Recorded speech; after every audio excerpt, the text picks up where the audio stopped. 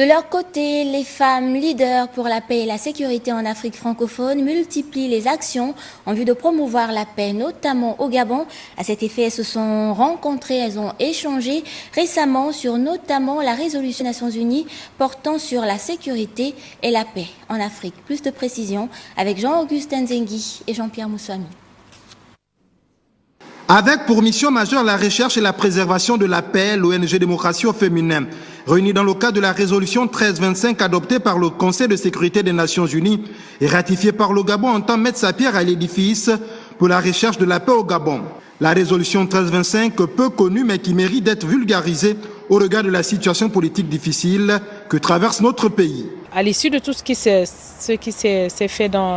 passé dans notre pays, nous avons pensé que nous devons également, nous les femmes, prendre notre bâton de pèlerin sur la base de cette résolution et sur la base de tous les acquis de notre pays en matière de paix, de faire justement notre travail. Parce que dans cette résolution, on parle de la prévention, on parle de la participation des femmes. Il faut que les femmes s'impliquent et nous constatons que cette résolution n'est pas très connue au niveau du Gabon. Et avec la situation actuelle, nous pensons qu'il est plus qu'urgent que nous puissions travailler dans ce cadre-là pour que les femmes soient au premier plan dans les questions de paix dans notre pays.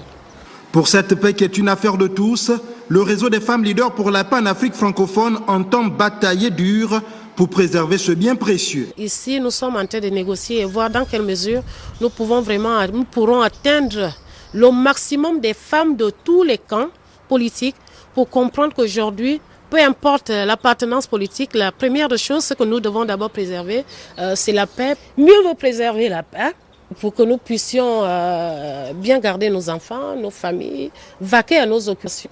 Vous dire déjà que ce n'est pas un problème de camp. Nous sommes de la société civile et nous voulons vraiment interpeller tout le monde aujourd'hui. Pour ce faire, à l'occasion de la Journée internationale de la paix prévue le 21 septembre prochain, un programme de renforcement de capacité sur la résolution 1325 des Nations Unies, une activité religieuse et une caravane sur la paix seront organisées par le réseau des femmes leaders pour la paix en Afrique francophone.